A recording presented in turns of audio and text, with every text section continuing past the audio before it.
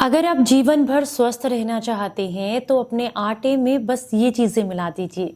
इतना करने मात्र से आपका शरीर होगा मजबूत और आप रहेंगे जीवन भर निरोगी। किन किन चीज़ों को आटे में इंक्लूड करना है, चलिए डिटेल में आपको बताते हैं।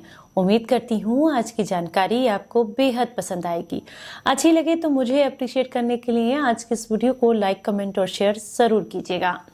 Hello everyone, welcome back. मैं आपकी होस्ट एंड दोस्त मधु।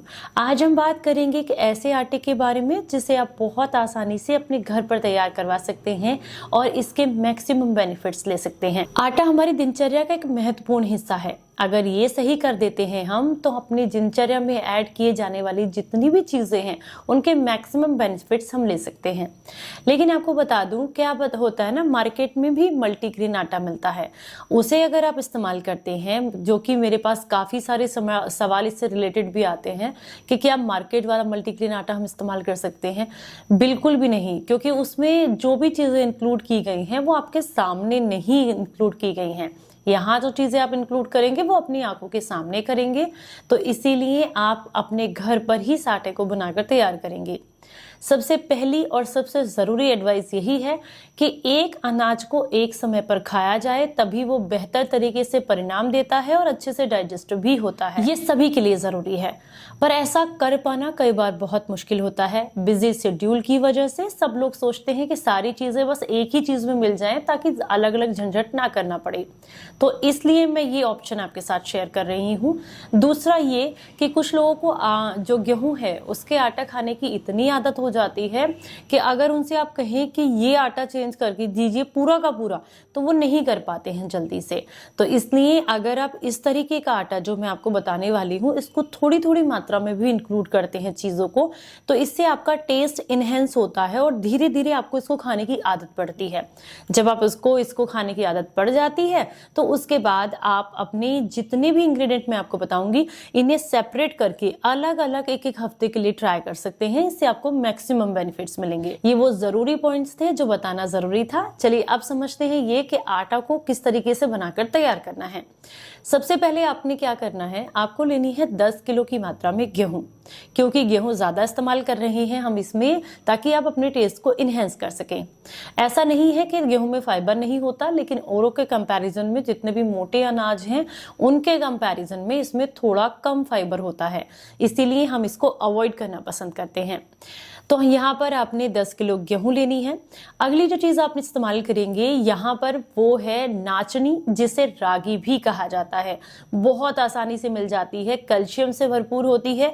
इससे अच्छा सोर्स मुझे नहीं पता कि कैल्शियम का वेजिटेरियन डाइट में कोई और हो सकता है, क्योंकि इसमें भरपूर मात्रा में कैल्शियम होता है। अगर आप अपनी बोन्स को अच्छा रखना चाहते हैं, अपने बालों को हेल्दी रखना चाहते हैं, स्ट्रॉन्ग बॉडी चाहते हैं, तो उसके लिए जरूरी है कि आप जो है रागी को अपनी डाइट में इंक्लूड करें। रागी यहाँ पर आपको चाहिए 1 किलोग्राम की मात्रा में। दूसरी जो चीज आपको यहाँ पर इस्तेमाल करनी है वो है बाजरा। ये भी आपको 1 किलोग्राम की मात्रा में यहाँ पर इस्तेमाल करना है। बाजरा फाइबर से भरपूर होता है। जितने भी मोटे अनाज होते हैं इनमें फाइबर की अच्छी मात्रा होती है, इसलिए ये लंबे समय तक आपके पेट को भरा रखते हैं, जिसकी वजह से आपको बार बार भूख नहीं लगती है और आप ओवर ईटिंग करने से बच जाते हैं। दूसरा, इन्हें लेने से आपका जो ग्लूकोज लेवल है वो बहुत जल्दी स्पाइक नहीं करता है। ये धीरे धीरे करके डाइजेस्ट होते हैं, जिससे कि आपके शरीर पर बर्डन नहीं आता है। अगली जो चीज आप इस्तेमाल करेंगे वो है चावल। कोई भी मोटे चावल आपको इस्तेमाल करने हैं जिनमें स्टार्च अच्छी मात्रा में होता है। यहाँ पर मैं किसी ब्रांड को नहीं कहूंगी, बासमती चावल या कोई भी चावल, ऐसा ब्रांडेड चावल आपको नहीं लेना है। नॉर्मली जो 15-20 रुपए किलो मोटा चावल मिलता है वही यहाँ पर 1 किलो आपने इंक्लूड करना है। ये आपके जो जिन लोगों को आदत होती है ना सफेद रोटी खाने की, उसकी आदत को इनहेंस करेगा। मतलब दिखने में आपको सफेद रोटी मिलेगी, बट इसके जो बेनिफिट्स होंगे, स्टार्च जो होगा वो बॉडी को फायदा करेगा। ठीक है, तो यहाँ पर हम 1 किलो की मात्रा में जो चावल है उसको भी इंक्लूड करेंगे। नेक्स्ट जो चीज है वो है कुलथ। बहुत स्ट्रॉन्ग दाल होती है, सारी दालों में मैं कहूँ तो सबसे ज्यादा स्ट्रॉन्ग दाल होती है और तासीर में गर्म होती है, इसीलिए सर्दियों के मौसम में इसका सेवन जरूर करना चाहिए। तो यहाँ पर आप लगभग जो है 300 ग्राम की मात्रा में कुलथ की दाल का इस्तेमाल करेंगे।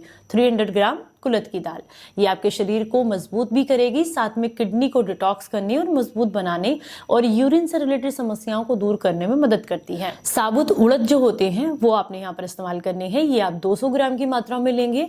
साबुत उड़द जो है वो आपकी बोन्स को मजबूत बनाने का काम करते हैं और इन सर्दियों के मौसम में जोड़ों में होने वाले दर्द की समस्या को दूर करते हैं, बोन्स को मजबूत बनाते हैं। साथ में ये जो है आपके शरीर को में गर्माहट लेकर के आते हैं, मतलब ठंड के मौसम में आपको ज्यादा ठंड नहीं लगती है अगर आप उड़द का सेवन करते हैं। इसके अलावा जो अगली चीज आपने इस्तेमाल करनी है वो है जवार। ये आपको लेना है 300 ग्राम की मात्रा में।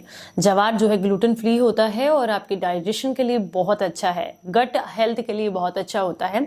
इसके अलावा जो लोग ये चाहते हैं कि रोटी तो खाएं लेकिन हमारा वजन ना बढ़े और हमें ब्लॉटिंग की प्रॉब्लम ना हो, साथ में पेट ना फूले, क्योंकि बेसिकली ज्यादातर लोग यही कमेंट करते हैं कि जब भी खाना हम खाते हैं तो पेट फूलने लगता है या फिर हमारा पेट ही बढ़ा हुआ है। वैसे तो हम हेल्दी हैं लेकिन सिर्फ पेट बढ़ा हुआ है, तो उन लोगों को जवार अपनी डाइट में जरूर इंक्लूड करना चाहिए। ये बहुत आसानी से पचता है लेकिन लंबे समय के लिए पचता है, बार बार आपको भूख नहीं लगने देता है, तो ये भी आपने यहाँ पर इंक्लूड करना है। अगली जो चीज आपने यहाँ पर इस्तेमाल करनी है वो है अजवाइन। ये आपने लेनी है 50 ग्राम की मात्रा में। 50 ग्राम की मात्रा में आपको अजवाइन चाहिए, जो डाइजेशन के लिए बहुत अच्छी है, आपके पेट को ब्लॉटिंग से बचाएगी और खाने को पचाने में मदद करेगी। अगर आप इसमें नहीं पिसवाना चाहते हैं तो आप जब आटा गूंथते हैं उस समय भी रगड़कर थोड़ी सी आधा चम्मच अजवाइन को आप उसमें डाल सकते हैं आटे को गूंथते समय। अगली जो चीज आपने इस्तेमाल करनी है वो है 100 ग्राम की मात्रा में आपने अलसी डालनी है। अलसी ओमेगा 3 फैटी एसिड से भरपूर होती है, हाई कोलेस्ट्रॉल को कम करती है, जॉइंट्स के लिए बहुत अच्छी होती है और सर्दियों में तो उसका सेवन जरूर करना चाहिए। तासीर में गर्म होती है इसलिए सर्दियों में सेवन करें ताकि आपके शरीर में गर्माहट बनी रहे। 50 ग्राम की मात्रा में आपको सहजन की पत्तियों का पाउडर लेना है। ये पिसा पिसाया भी मार्केट में मिल जाता है या फिर आप कहीं से भी पत्तियां ले आए और उन्हें धुलकर पानी से साफ करें, सुखा लें, पीस कर पाउडर बना लें। 50 ग्राम की मात्रा में आपको लेना है या फिर आप साबुत पत्तियां भी ले सकते हैं। जब आटा बनेगा तो ये भी ऑटोमेटिकली उसमें पीसी जाते हैं। सहजन जो है आपकी मल्टीविटामिन की कमी को पूरा करता है। इसमें कैल्शियम, आयरन और भी ढेर सारे पोषक तत्व पाए जाते हैं जो कि शरीर को काफी ज्यादा मजबूत बनाते हैं, इम्यून सिस्टम को स्ट्रांग बनाते हैं। अभी जितनी भी चीजें मैंने बताई हैं इस क्वांटिटी में लेने के बाद इन्हें आप पिसवा लीजिए, लेकिन पीसते समय जिससे भी आप पिसवाते हैं, ये घर पर भी चक्की है अगर आप खुद से पीसते हैं तो इस बात का विशेष ध्यान रखें कि इसे बहुत बारीक ना पीसा जाए और इसे छाना ना जाए। मतलब इसके लिए आपको छलनी का इस्तेमाल नहीं करना है, इसमें से बिल्कुल भी फाइबर अलग नहीं करना है और दूसरा बहुत बारीक नहीं पिसवाना है, मीडियम आपको इसको पिसवाना है। इसके बाद आपने क्या करना है, 2 कटोरी आटा लेना है और हमेशा सर्दियों के मौसम में जब भी आप आटा लगाते हैं इस बात का विशेष ध्यान रखें कि हल्के गुनगुने पानी से लगवाएं। और जो भी मतलब हम इन जितने भी मोटे अनाज हम इस्तेमाल करते हैं इनको अगर गुनगुने पानी से गूथा जाए तो ये अच्छे से बाइंडिंग इनकी आती है और आपको रोटी बनाने में तकलीफ नहीं होती है। तो इसलिए गुनगुने पानी से इस आटे को गूथ कर तैयार करें और जब भी रोटी बनानी है उससे लगभग 7-8 मिनट पहले इसको गूथ कर रख दें ताकि अच्छे से सेट हो जाए। इस रोटी को आप अपनी डाइट में इंक्लूड करते हैं तो यकीन मानिए ये रोटी आपके डाइजेशन के लिए बहुत अच्छी है, जॉइंट्स पेन के लिए बहुत अच्छी है, आंखों की रोशनी बढ़ाने के लिए अच्छी है, बाल नहीं झड़ेंगे, इम्यूनिटी बढ़ेगी, बहुत अद्भुत लाभ आपको मिलेंगे। पर जैसा कि मैंने वीडियो के स्टार्टिंग में कहा कि अगर आपको अपने टेस्ट को इनहेंस करना है तो आप इस तरीके से इंक्लूड करें, पर अगर सेपरेटली एक एक करके चीज़ों को इस्तेमाल करेंगे तो बेनिफिट ज़्यादा मिलेंगे। जैसे कि बाजरा है, 3 दिन बाजरे की रोटी खाएं, 3 दिन जवार की रोटी खाएं, 3 दिन रागी की रोटी खाएं, 3 दिन आप जो है, मैं ये नहीं कहती गेहूं को छोड़ दें क्योंकि किसी भी चीज़ को छोड़ देने से फिर उसको वापस अपनी डाइट में इंक्लूड करना बहुत मुश्किल होता है। तो 3 दिन गेहूं की रोटी खा लीजिए। इस तरीके से आप इनको ले सकते हैं। उम्मीद करती हूँ जानकारी पसंद आई होगी, लेकिन फिर भी अगर कोई डाउट्स रह गए हैं तो आप कमेंट बॉक्स में पूछ सकते हैं। चलिए फिर मिलूंगी किसी नई जानकारी के साथ, तब तक अपना बेहद ख्याल रखें और हंसते मुस्कुराते रहें। Stay healthy, stay happy, bye bye.